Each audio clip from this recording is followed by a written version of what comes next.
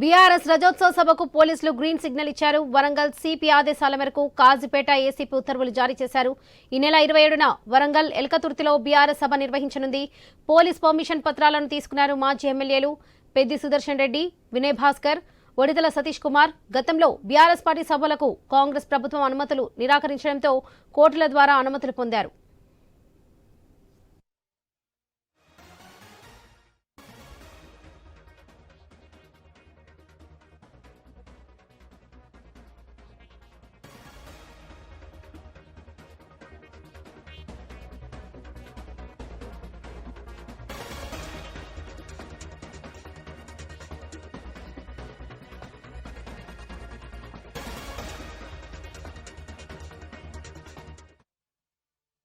BRS రజోత్సవ సభకు పోలీసులు green signal ఇచ్చారు. వరంగల్ సిపి ఆదేశాల మేరకు కాజీపేట ఏసీపీ ఉత్తర్వులు జారీ చేశారు. ఈ నెల 27న వరంగల్ ఎలకతుర్తిలో బీఆర్ఎస్ సభ నిర్వహించనుంది. పోలీస్ పర్మిషన్ పత్రాలను తీసుకున్నారు మాజీ ఎమ్మెల్యేలు పెద్దిరెడ్డి సుదర్శన్ రెడ్డి, వినయ్ భాస్కర్, ఒడితల సతీష్ కుమార్. గతంలో బీఆర్ఎస్ పార్టీ సభలకు కాంగ్రెస్ ప్రభుత్వం అనుమతులు నిరాకరించడంతో కోర్టుల ద్వారా అనుమతులు పొందారు.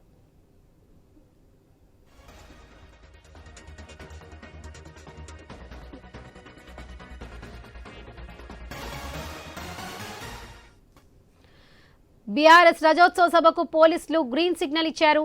వరంగల్ సిపి ఆదేశాల మేరకు కాజీపేట ఏసీపీ ఉత్తర్వులు జారీ చేశారు. ఇదే విషయానికి సంబంధించి పూర్తి అప్డేట్స్ మా ప్రతినిధి ప్రశాంత్ అందిస్తారు. ప్రశాంత్.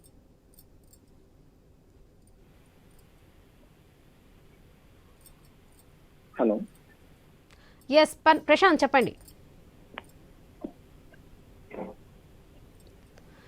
బీఆర్ఎస్ రజోత్సవ సభకు పోలీసులు గ్రీన్ సిగ్నల్ ఇచ్చారు. వరంగల్ సిపి ఆదేశాల మేరకు కాజీపేట ఏసీపీ ఉత్తర్వులు జారీ చేశారు. ఈ నెల 27న వరంగల్ ఎల్కతుర్తిలో బీఆర్ఎస్ సభ నిర్వహించనుంది. పోలీస్ పర్మిషన్ పత్రాలను తీసుకున్నారు మాజీ ఎమ్మెల్యేలు పెద్ది సుదర్శన్ రెడ్డి, వినయ్ భాస్కర్, ఒడితల సతీష్ కుమార్. ఇక గతంలో బీఆర్ఎస్ పార్టీ సభలకు కాంగ్రెస్ ప్రభుత్వం అనుమతులు నిరాకరించడంతో కోర్టుల ద్వారా అనుమతులు పొందారు. ఇదే విషయానికి సంబంధించి పూర్తి అప్డేట్స్ మా ప్రతినిధి ప్రశాంత్ అందిస్తారు. ప్రశాంత్.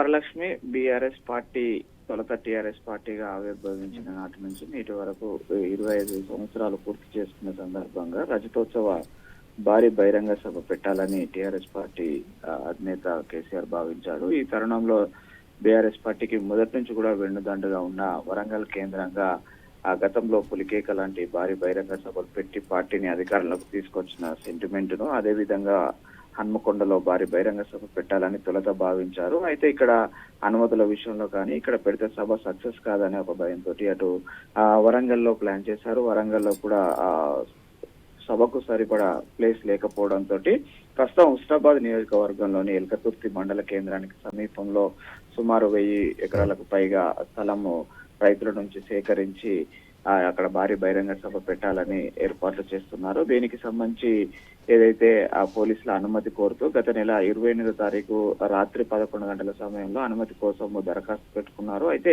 29వ తేదీ నుంచి పోలీస్ యాక్ట్ ను గతంలో బీఆర్ఎస్ ప్రభుత్వంలో ఉన్న సమయంలోనే ఇతర రాజకీయ పార్టీలు బహిరంగ సభలు ర్యాలీలు పెట్టుకోవాలంటే పోలీస్ అనుమతి తీసుకోవాలంటూ కూడా బీఆర్ఎస్ ప్రభుత్వం ఉన్నప్పుడు తీసుకొచ్చిన పోలీస్ యాక్ట్ ను ఇక్కడ వరంగల్ సిపి అమలు చేయడంతో బీఆర్ఎస్ పార్టీ సభకు చిక్కులు వచ్చి పడ్డాయి. అయితే ఈ తరుణంలో హైకోర్టును ఆశ్రయించారు. అయితే హైకోర్టును ఆశ్రయించి కొంత ప్రచారానికి సంబంధించి హైపు వచ్చే క్రమంలో కాంగ్రెస్ పార్టీ కొంత దిద్దుబాటు చర్యలు చేపట్టింది. వెంటనే పోలీసుల అనుమతికి సంబంధించి వాళ్ళు ఏర్పాటు చేసుకున్న సభాస్థలికి అక్కడ ఏర్పాటు చేస్తున్న పార్కింగ్, వాహనాల తరలింపు పైన అన్ని కూడా కులంకుశంగా ఆలోచించి కాజీపేట ఏసీపీ ఈ యొక్క సభకు అనుమతులు ఇచ్చాడు. అయితే గతంలో బీఆర్ఎస్ ప్రభుత్వంలో ఉన్నప్పుడు పోలీస్ యాక్ట్ ను తీసుకొచ్చి ఇతర పార్టీలను ఇబ్బందులకు గురి చేసింది. కానీ మేము అలాంటిది లేదంటూ కూడా నిన్న Congress MLA Rajender Reddy press meet పెట్టి ప్రకటించడము, రాత్రి ఈ యొక్క పోలీసులు అనుమతించడం అయితే కొంత వరంగల్లో హాట్ టాపిక్ గా మారింది. వరలక్ష్మి, మొత్తానికైతే